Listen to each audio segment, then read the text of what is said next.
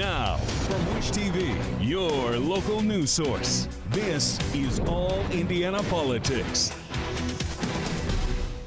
Good Sunday morning. Welcome to another edition of All Indiana Politics. I'm Phil Sanchez. We have a jam-packed show for you this morning. We begin with the search for a new Speaker of the House. Prominent Republicans are beginning to unite around Jim Jordan of Ohio. Our government reporter, Garrett Berquist, asked 3 members of Indiana's Republican House delegation who they'd like to see in the Speaker's chair.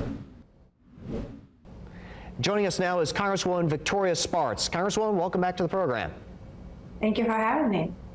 So after the spending bill passed, you told me that you were open to the idea of removing Kevin McCarthy as Speaker, though you stopped short of endorsing the idea. What ultimately led you to vote against Gates's motion?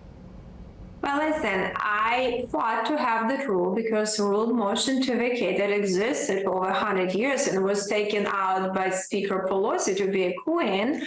You know, I fought for that rule to exist, and I think Kevin agreed to that. So I think it had to go to the floor. And I supported the motion against the motion to table, so it goes to the floor.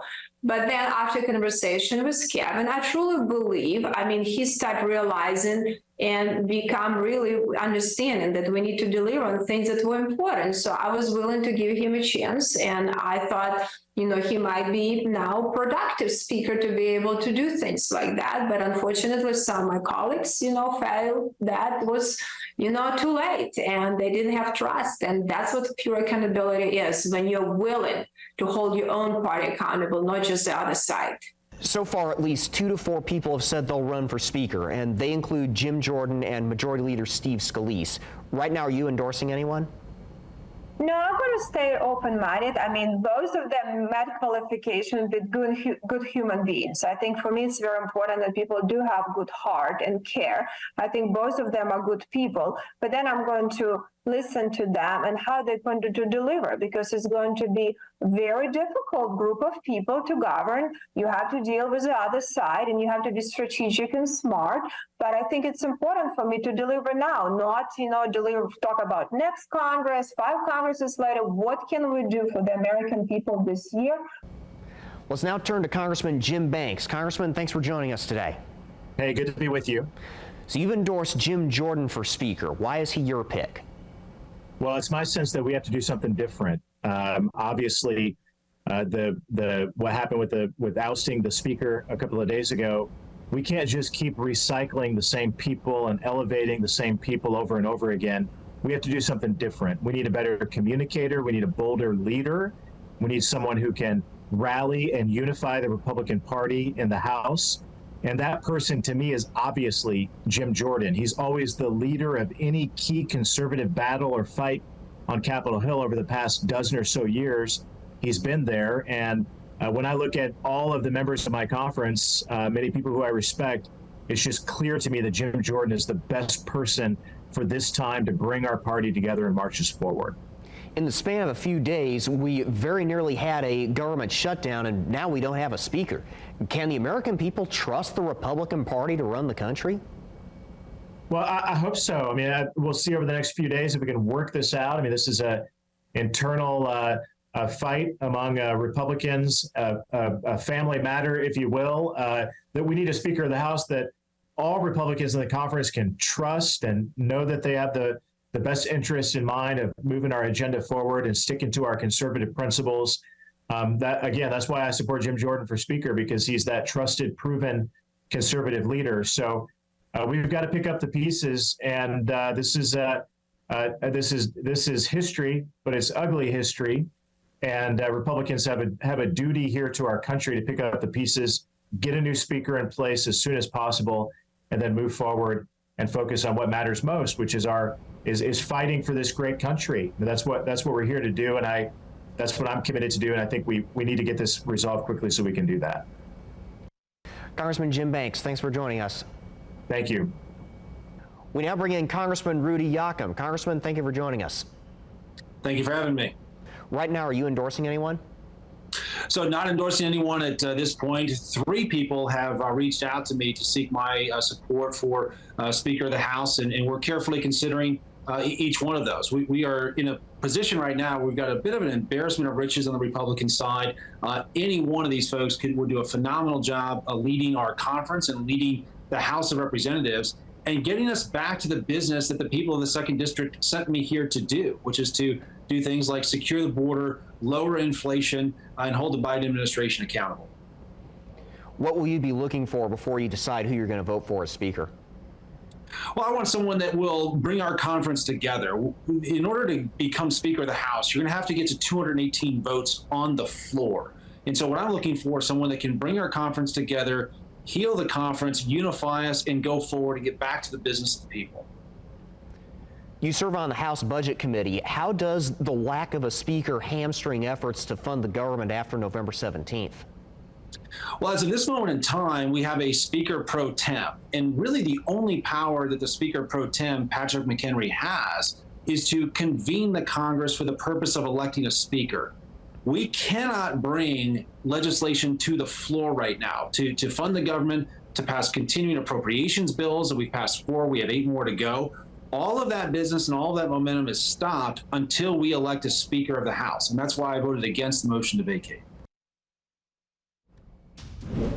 All right, coming up, we talk to gubernatorial candidate Eric Doden about his campaign ad blitz and a water study for a controversial industrial park. Welcome back. Republican gubernatorial candidate Eric Doden says he disagrees with how the state evaluated water safety around the LEAP project. That's the large-scale R&D site planned for Boone County. He talked to Garrett Berquist about that issue and recent controversies surrounding library reshelving policies. Well, I think what we're communicating is we just have deep concerns about this project and the methodology behind it. So deep concerns about using taxpayer dollars from a quasi-government agency to buy land and kind of competing with the private sector concerns us. We've been told that it could cost billions of dollars to get water and utilities onto that site. And it's a large facility, it's a large opportunity, but we also think that we have to have a plan for all 92 counties. And putting billions of dollars into one county is just a deep concern. Now, we don't have all the facts, and that's part of what we're asking for is, hey, look, let's make sure that all the facts are, put out there, whether it's the water and, having water come from a smaller community like Lafayette and West Lafayette, costing billions of dollars to bring it down. Those are concerns that we have and just the methodology, but then also the opportunity that may be lost with our 91 other counties that we need to be aware of. Some state lawmakers have called for an independent water study for the LEAP project. Would you support that? Yeah, I think there's 2 things I think what really should happen. One is that the IEDC should fully, let, people review what they've already done, the full study. But then also I think there should be, in my view, an independent study so that we can really understand what the water issue is and what's the cost is going to be and then, understand the entire project in its entirety. Does the state need to pause this project? The landowners around there have raised quite a few concerns about it. Well, I think, again, there needs to be transparency. With transparency comes accountability. I think we're not saying that we have enough information to opine on that, but we think there ought to be a lot more transparency in this process. And then, we also are very excited about what Lilly is doing with growing their presence here in Indiana. We know people have choices, but we also think that, with transparency comes accountability, and there needs to be more transparency in this process. Author and Indianapolis native John Green this week headlined an event protesting book bans. Have Republicans gone too far in trying to ban some books from public libraries and school libraries? Well, look, I think, in my view on this, there needs to just be some, common sense. And I think that's what parents have told me that they want is, common sense about what books are available to children, what that content of those books are. And so I think that, there needs to be a balance here, and we're going to strike that, and it needs to be there needs to be accountability there too, and that's what I hear the parents asking for. Not necessarily, they don't view it as book banning; they view it more as let's have a decision where people have the information, know what's in there, and make sure it's appropriate for the age. In practice, though, a lot of these new book policies end up targeting either authors of color or LGBTQ authors. Is that a problem? Well, again, I think there's a age-appropriate books, and I think that what I hear from parents is they just want transparency and they want to understand what's being taught to their kids, what's available to their kids, and make sure that it's age-appropriate. That is really around the center of what this debate and discussion is about. We very nearly had a government shutdown at the federal level this past weekend, and we might yet have to deal with this again in mid-November. If you were elected governor, what would you do to ensure that the functions of the state were insulated from any potential shocks that might come from a future government shutdown at the federal level? Yeah, I think what is happening right now at the federal level just proves that what I've been saying now for 2.5 years as I've been on the road, that we're going to solve the challenges and problems of the United States from the grassroots leadership up, not Washington, D.C. and big cities down. And so I firmly believe that local leaders and that local government leaders and local business leaders and local educational leaders are really the key to the future success of America. So yeah, we're going to have to get creative if there's a government shutdown. We're going to have to be thoughtful about that. We're going to have to make sure that we fully utilize state resources to make sure that we protect the vulnerable and protect people. But we also, I think it just proves the theory of what we believe, which is that the grassroots and leadership at the local level is really going to be the key to America solving some of its problems. As it currently stands, how concerned are you that the state of Indiana would be able to carry out all of its various functions in the event of a federal government shutdown, given what we've seen in the most recent ones? Well, I think there's a lot to learn here. Obviously, when you're a candidate and running, we need to get educated as to what some of those issues could be. And I'm a firm believer you have to wait to see what the problem is before you understand and can talk about how to solve it. But yeah, there are some concerns, and we have some gifted leaders in the local and state level that will certainly work very hard to address those concerns. So it's just something that we're keeping an eye on as we see this thing unfold. How closely will you be watching next month's municipal elections as a potential bellwether for the 2024 elections? Well, I really believe that people, and I've encouraged all my friends, need to continue to focus, very hard on their local municipal leaders. Leadership matters, making sure they have a servant's heart, making sure that they're leading with excellence, making sure that they're leading for the right reasons. This is not about power. This is not about prestige. It's not about profit. It should be about purpose. And, why is somebody running? Why are they the right leader for your community? These are things that need to be asked and answered. So going to the candidate forums, engaging with the candidates at a local level is not that hard to do. There's a lot of opportunities to do that, and I'm really encouraging people to do that. And then we'll see, what they decide, and then we'll figure out how to partner with them. All right, coming up, we continue our coverage of the people who want to lead central Indiana cities. We sat down with 2 candidates for mayor. Welcome back. Our coverage continues of the major contested mayor's races here in central Indiana. Muncie voters will decide whether to give Republican Mayor Dan Ridenour another term or Democrat Jeff Robinson. Both men sat down with Garrett Bergquist. Muncie this summer had a mass shooting that killed 1 and wounded at least 17 others. We began by asking how they plan to prevent future shootings. We put together a task force, a multi-agency task force that has the neighborhood association, has clergy, has police, fire, EMS, county officials, prosecutor. We're now adding judges and probation to see if we can to come up with some different areas. We're kind of breaking it off into 2 different sections. One that's going to deal more with the family and the communication in homes. And the churches are kind of helping to lead that, and then one that's going to deal more on what the council can do. You can't always legislate everything, but we do want some stricter guidelines that are more defined. What's your plan for continuing to redevelop the South Side if reelected? Yeah, we've had some good success there already. We've got there was an old vacant hotel when I took office. We combined some resources from our Unsafe Housing Board, from the EDIT funds, and from community development to tear that building down. And once we tore it down, I was able to communicate with a Indiana-based lumber and hardware store, Gilman's. They're out of Batesville.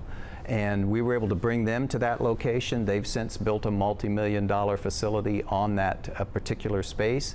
That has then sparked other development, which we had hoped and expected. And then we also have a software company out of Seattle who bought a shopping center on the south side, Southway Plaza. They're going to rename it. They're now working on their facility inside that particular apartment, or that particular shopping center.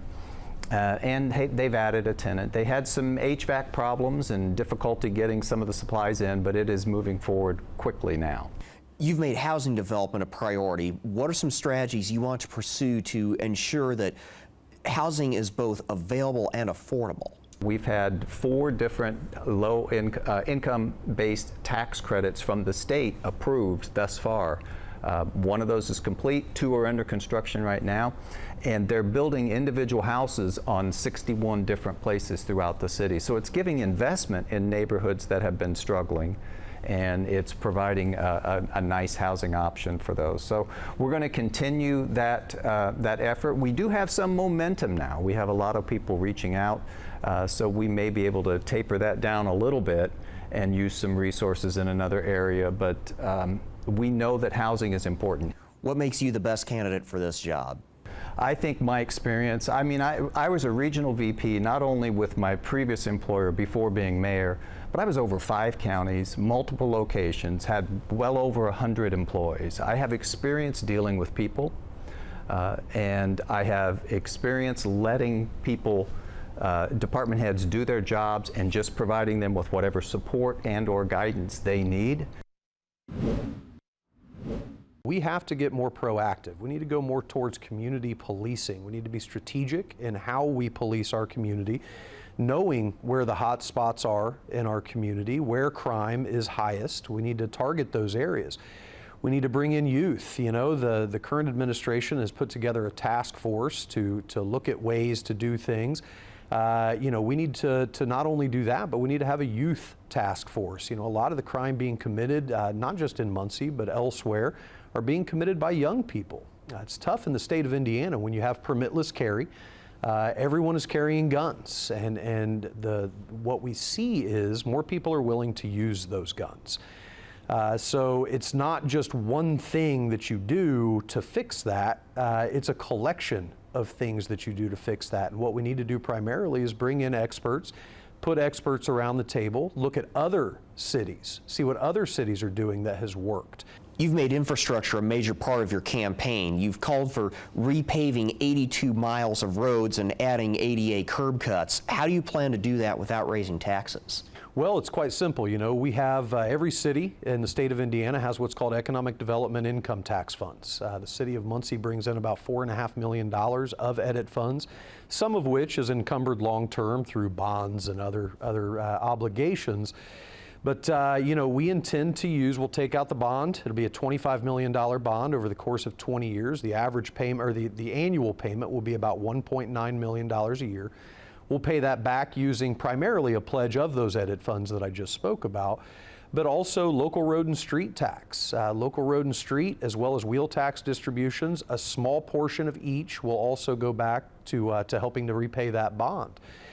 You know, if you drive through Muncie, and anybody watching this that has been in Muncie or lives in Muncie know that our roads are a very big problem. You know, your roads are the foundation of your city. It's where commerce takes place. It's how people get around your city. What makes you the best candidate for this job? Because I put people first. I put our community first.